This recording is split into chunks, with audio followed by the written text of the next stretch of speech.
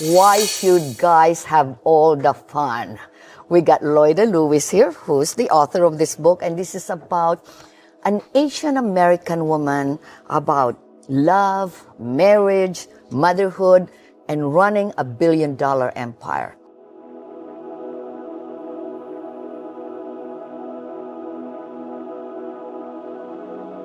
Miss Loida, you are an icon.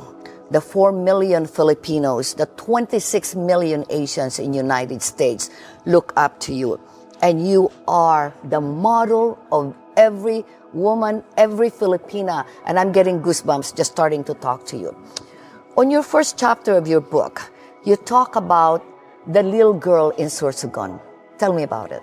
Well, I did born and grow up in a small town in Sorsogon, but I wrote this book to tell everyone, especially Filipino women coming to the United States, that if they work hard, if they have resourcefulness, if they are determined, and they have faith in God, they can go up and achieve the American dream. I read your book, by the way, and it's about your father has similarity to your husband. And by the way, I read this book too because it was just really fascinating. When I read that, this is really like a duplicate of this one, and you continuously this book to this book.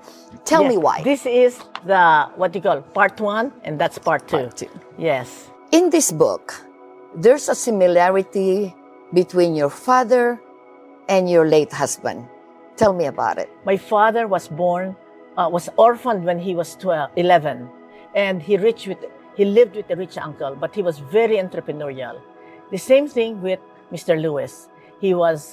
His mother left his father when he was 5. And so when he asked his aunt, why did my mother leave my father? Because he was not ambitious enough. And so from the early on, he was very ambitious, just like my father. He was very determined, just like my father, Francisco Nicolas. So many traits that my father had, I found in Mr. Lewis. Is that why you fell in love with Reginald? Well, more than that, because he can master me. Because in the end, I'm a very, very strong woman. I don't want to under-desire him. Any man I will marry. So I was determined to remain single. But when I met Mr. Lewis, he was masterful. And I guess that's why I fell in love. Can you believe that you wanted to be a nun and then you became a lawyer? And speaking of lawyer, you're the first Filipino lawyer that passed the bar exam in New York City. My gosh, can you tell us about how hard that is? And was that like, what's that anyway? Well, first thing, I passed the bar in the Philippines first time. 19% only pass out of 100% in the Philippines. So when the Supreme Court said U.S. citizenship is not a requirement, I immediately filed to apply and take the bar exam in New York. By qualifying for the bar exam, I knew I had to pass it the first time. So I exiled my 13-month-old daughter, Leslie, to Baltimore so I can study 12 hours, 14 hours a day because I don't want to fail it. And I passed. So when your husband died, and I know it was very depressing, you hid yourself in the room and you really have like depression and there's a lot of mental illness happening right now. How did you go through that situation and run a billion-dollar company? You are totally right that the first 6 months I could not even say the Our Father. I was out of it. I was totally depressed. Yes, that's correct.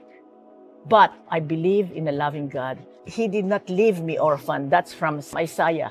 A mother may forget the baby on her breast, but I will not forget you. I hold you in the palm of my hand. So it's almost like, Lord, help me. And it's like He lifted me up. And so I had to say, what do I have here? So I want people who are under that trauma to, when they come back with the help of God, to understand what do they have there. My 2 daughters, I'm now mother and father to them. The book, Why Should White Guys, it's not finished, so I hired Blair Walker to finish it. And lastly, the company was going under. It was going bankrupt. And so I said, rather than hire 1, 2, 3, 4, 5 men who would not make it good and fail, I said, I better take over. Take responsibility for myself. So if it fails, I don't have anybody to blame but me. That's why I did it. And Miss Loida, I know you're an activist also. Let's talk about gender and race, right? With this anti-Asian hate and being Asian or being Filipino, it happened to me. I was told to go back to China. Obviously, lack of education because I'm not Chinese. Can you talk about how can we fight racism? Well, that's part of the reason why the title of the book is Why Should Guys Have All the Fun? An Asian American Story of Love, Marriage, Motherhood, and Running a Billion-Dollar Empire. I was very insistent that it be considered Asian American because the publisher was saying, don't say that, you're limiting your audience. I said, no, because of Asian hate, I want everybody to know that we Asian Americans are just like them. We are highs and lows, traumas and successes, fighting out there to make ourselves better. So how do we fight Asian hate? By education. And my own theory, you should learn karate or judo or, chak, chak, chak, so that when people see it on television, they will become afraid that this Asian woman knows how to fight back. Why people should read Why Should Guys Have All the Fun? Yeah. If they will read the entire book, they will know that it's infused with love. First, love for Mr. Lewis, my beloved husband. He has been dead for 30 years, but he's still very much alive in my heart.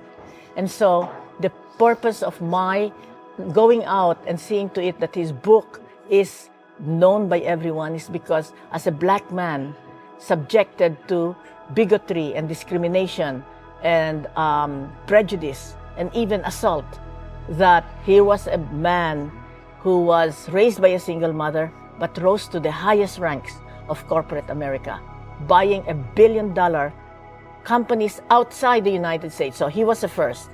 So many first. He was the first black person. No, he was the first man, student, accepted at Harvard Law School without even applying because he was so good.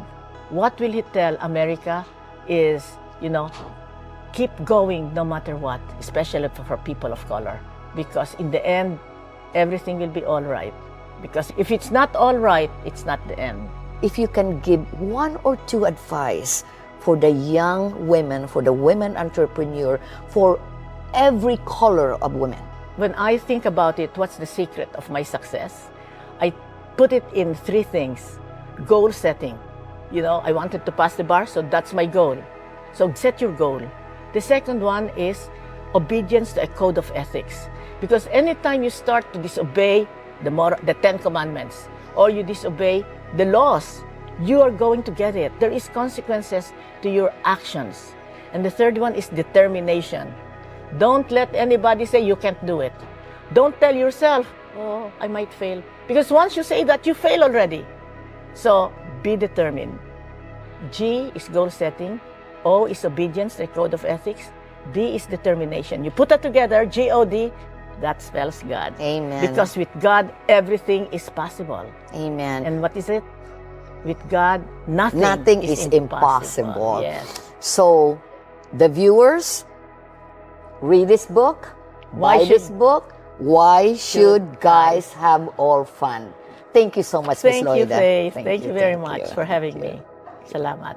Salamat.